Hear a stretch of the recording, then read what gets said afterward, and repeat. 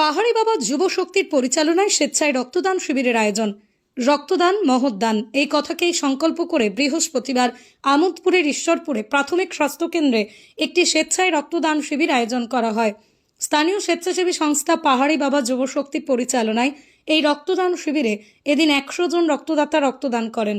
এদিনের এই অনুষ্ঠানে উপস্থিত ছিলেন বীরভূম জেলা পরিষদের সভাধিপতি কাজল শেখ, বোলপুর লোকসভার সাংসদ অসিত মাল, সাঁইথিয়া পঞ্চায়েত সমিতির সভাপতি প্রশান্ত সাধু সহ এলাকার বিশিষ্ট ব্যক্তি ও সমাজসেবী সোমনাথ সাধু সহ অন্যান্যরা।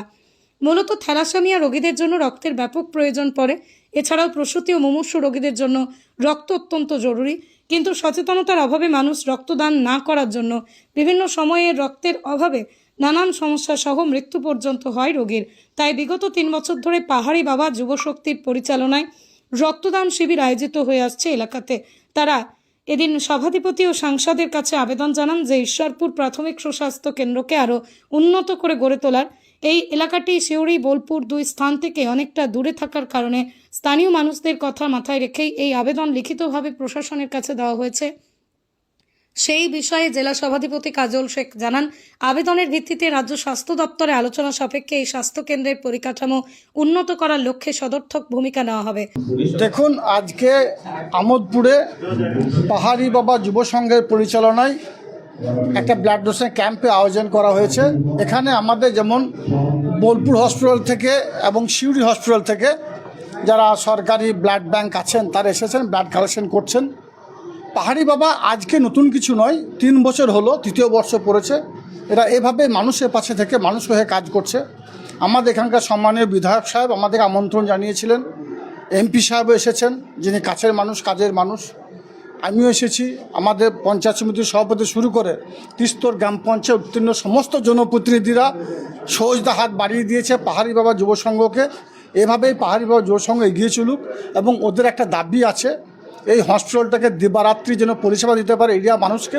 কারণ এখান থেকে বোলপুর, এখান থেকে রামপুরহাট, এখান থেকে সিউড়ি হসপিটাল অনেকটা ডিস্টেন্স হচ্ছে। সেই জন্য এদের একটা দাবি আছে, এদেরকে লিখিত আকারে দিতে বলেছি। আমি আছি, আমাদের এমপি সাহেব আছেন, এখানকার বিধায়ক সাহেব আছেন, পঞ্চায়েত সমিতির সভাপতি আছেন। আমরা সকলে মিলিত হবে আমাদের রাজ্যে যেখানে জানানোর আমরা জানাবো। যদিও আমাদের মাননীয় মুখ্যমন্ত্রী মাননীয় মমতা বন্দ্যোপাধ্যায় স্বাস্থ্য বিষয়ক একাধিক প্রকল্প, একাধিক উন্নয়ন করেছেন, পিছিয়ে পড়া বাংলাকে এগিয়ে নিয়ে গেছেন। আমাদের দৃঢ় বিশ্বাস, আমরা যদি এই এরিয়ার মানুষের আবেদন তুলে ধরি তাহলে আমাদের রাজ্যের মাননীয় মুখ্যমন্ত্রী এই এরিয়ার মানুষের স্বার্থে আগামী দিনে এই এরিয়াতে যে মানুষ পরিষেবা চাইছে সেই পরিষেবা তিনি দেবেন। এখনও পর্যন্ত 100 জনের বেশি রক্ত টার্গেট, ব্লাড দেওয়ার টার্গেট আমাদের আছে। তো মনে হয় এটা ছাপিয়ে যাবে।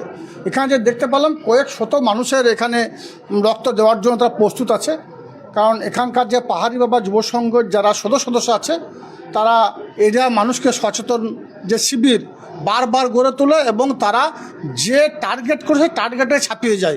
এবছর সেই টার্গেটটা ছাপিয়ে যাবে। বীরভূম জেলায় 3টে ব্লাড ব্যাংক, কিন্তু তার সাথে থ্যালাসেমিয়া যে রোগ, সেই রোগের রক্ত সংকট মাঝে মধ্যে দেখা যায়। কি বলবেন? দেখুন, থ্যালাসেমিয়া রোগটাকে নির্মূল করা সম্ভব, সে বিষয়ে আমি বক্তব্য রেখেছি, এমপি সাহেব বক্তব্য রেখেছেন। থ্যালাসেমিয়া রোগটাকে কীভাবে আমরা নির্মূল করতে পারি, যদি আমরা সকলে সচেতন হই, এরিয়ার মানুষকে সচেতন করি, যদি বিবাহ বন্ধনে আবদ্ধ হওয়ার পূর্বে আমরা ব্লাড টেস্ট করে নিই, যার সঙ্গে যার বিয়ে হচ্ছে সেই ছেলেটি সেই মেয়েটি উভয় যদি থ্যালাসেমিয়া বাহক না হয়, তাহলে তাদের গর্ভে যে সন্তানটা জন্ম নেবে সেই সন্তানটা থ্যালাসেমিয়া বাহক হবে না। আমরা যদি সকলে সচেতন হই তা বীরভূম জেলায় রক্তের প্রয়োজনীয়তা এতটা পড়বে না। তাছাড়াও চাইল্ড ম্যারেজ, সেটাকে যদি আমরা বন্ধ করতে পারি তাহলে প্রসূতি মায়েদের ক্ষেত্রেও এতটা ব্লাডের প্রয়োজন হবে না। সেই জন্যই আমার যারা স্বেচ্ছাসেবী সংগঠন আছে, যারা তিস্তর গ্রাম পঞ্চায়েত উত্তীর্ণ জনপ্রতিনিধি আছে, সকলকে আহ্বান করব, সকলকে আমি বলবো আপনারা যেখানে বক্তব্য রাখবেন সেখানেই দুটো